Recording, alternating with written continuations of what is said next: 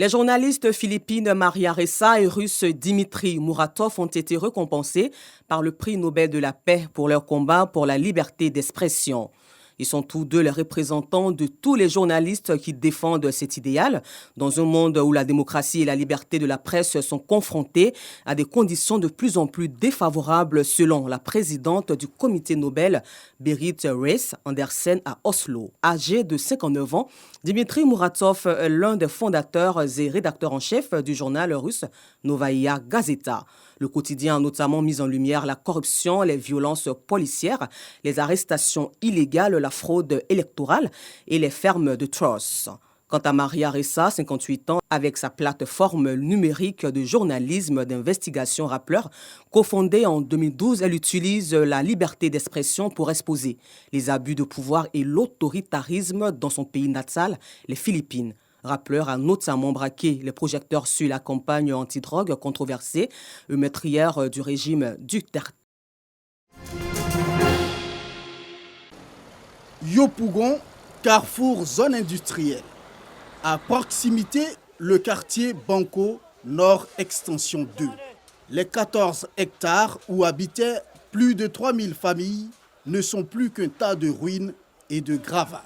Seydou y a passé son enfance. Là, nous sommes devant ce qui reste de notre cour. Et là, vous voyez ma famille, mes soeurs, ma maman, mes nièces, neveux et tout ça. Bon, depuis hier, on a vu des bulldozers. Puis les agents de la mairie, la gendarmerie nationale, ils sont venus, ils ont tout cassé. Comme Seydou, plusieurs familles assistent désespérément à la démolition de leur maison. On ne sait pas où mettre les enfants. On souffre. On ne sait pas comment faire. Aidez-nous. On n'a pas d'argent. Nos maris travaillent là, ils ont cassé tout aussi. Et la non-marie là ne travaille pas là, comment on va faire pour manger? Ça ne va pas du tout. On est dans la rue, on ne sait pas où il faut dormir.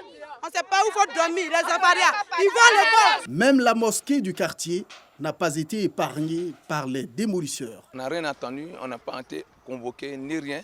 On vient tomber sur nous, on casse notre mosquée et on casse le quartier tout entier. Depuis 2002, le coin a été lotisé et ils ont partagé avec les ébriers. Ils nous ont donné les attestations. Voici le chef brier qui est là, des Kouté, qui est là avec nous présentement.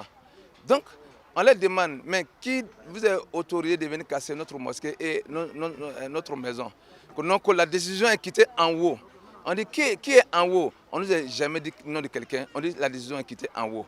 Selon le mouvement ivoirien des droits humains, MIDH, qui s'est saisi de l'affaire, les sinistrés sont des familles de ferrailleurs installées sur le site en raison de la construction du CHU de Yopougon depuis les années 80. Pour le MIDH, il y a vice de procédure. Le site sur lequel nous sommes, les habitants ne sont pas propriétaires, la mairie non plus n'est pas propriétaire. Seul l'État de Côte d'Ivoire est propriétaire. Et l'État de Côte d'Ivoire est une personne morale qui est différente de la mairie qui, lui, a son patrimoine à part. Si vous voulez déguerpir quelqu'un, vous voulez détruire le bien de quelqu'un, il faut avoir une décision de justice ou bien un titre exécutoire. Aucun de ces titres.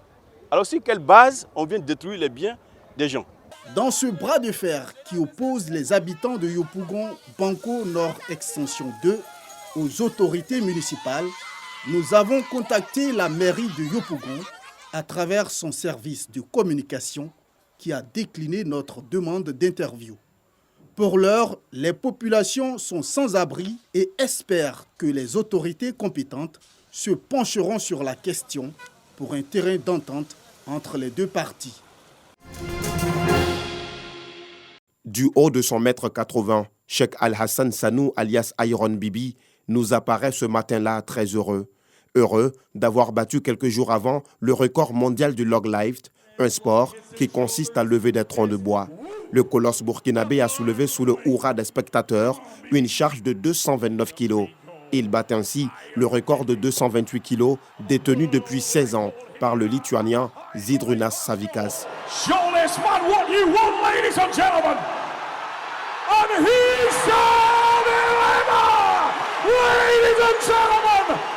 Quelques jours avant la finale, le père de l'homme de fer décède. Une perte brutale qui cependant a constitué une source de motivation pour le sportif lors de la finale. Je pense qu'avec le temps, je pourrais digérer la perte de papa. Mais ce que je peux vous dire est que face à la charge, ce jour, la douleur que j'avais était plus lourde que ces 229 kilos. Et j'ai ressenti vraiment sa présence. Son succès, Iron Bibi le doit à une alimentation saine, variée et surtout consistante, à l'image du nombre de poulets qu'il mange par jour. Bon, on était à 9 poulets par jour. Je pense qu'avec ce nouveau record, on va tenter 10. Hein? L'alimentation, c'est très important parce que quand on consomme des aliments de bonne qualité, la performance sera de bonne qualité. Et quand on consomme de la pourriture, on ne peut pas bien performer. Les journées d'Iron Bibi sont toujours couronnées d'activités sportives, des activités qui lui permettent de maintenir sa forme et d'être compétitif. Quand je me réveille, bien sûr, je fais 30 à 45 minutes de marche. Et non seulement c'est bon physiquement, mais mentalement parce que j'arrive à programmer et planifier la journée. Et ensuite, le petit déjeuner. Et après ça, bon, j'ai des étirements à faire. Donc vraiment, c'est toute une journée sportive. Et en soirée, je termine aussi par le sport. Souffre-douleur dans son enfance à cause de son poids, Iron Bibi lance un message d'espoir à la jeunesse africaine. Pendant vraiment les moments difficiles, il y a toujours des belles opportunités. Donc ce que je dis vraiment à la jeunesse africaine, c'est de ne jamais baisser les bras et de ne pas accuser les autres. Voilà, on a 2 mains, on a les jambes, il faut se battre jusqu'au bout. À 28 ans, le Burkinabé Cheikh Al-Hassan Sanou, dit Iron Bibi, espère mettre ce record encore plus loin afin de le rendre imbattable sitôt. D'ici là, armé de ses 180 kilos et ses bras dont le tour fait 63 cm, Iron Bibi part, sans doute, à la conquête d'un nouveau titre, d'un nouveau record. C'est une victime d'accident vasculaire cérébral, AVC. C'est en 2009, alors qu'elle avait 35 ans, que Chantal a vu une partie de son corps paralysée suite à cette pathologie. Aujourd'hui, âgée de 47 ans, difficile pour elle de se déplacer ou de faire usage de son bras gauche. Un AVC, c'est déjà un tsunami dans une vie. Parce que vous imaginez, vous êtes une personne valide et du jour au lendemain, vous perdez votre mobilité. Donc vous devez réapprendre à marcher, réapprendre à parler, enfin réapprendre à faire tous les petits gestes du quotidien. Donc votre vie passée n'existe plus. Les acquis que vous aviez hier, vous les perdez quand vous faites un AVC. Et donc j'ai dû quasiment tout réapprendre. Employée dans une entreprise de la place en qualité d'assistante du directeur général, Chantal a dû être affectée à un autre poste à cause de son handicap. Évidemment, je ne pouvais plus être au poste où j'étais. Parce que assistant d'un directeur général, ça demande beaucoup de mobilité. Et donc, mon entreprise, à l'occasion de la mise en place d'un nouveau projet, m'a proposé donc d'intégrer ce projet-là. Et avant que je n'intègre ce projet, j'ai eu le privilège d'être formé, d'avoir donc pour acquérir la compétence pour gérer ce projet-là. Et c'est ainsi que j'ai pu intégrer ce projet. Troubles de langage, de mémoire, infirmité motrice. Bref, les conséquences de l'accident vasculaire cérébral sont multiples.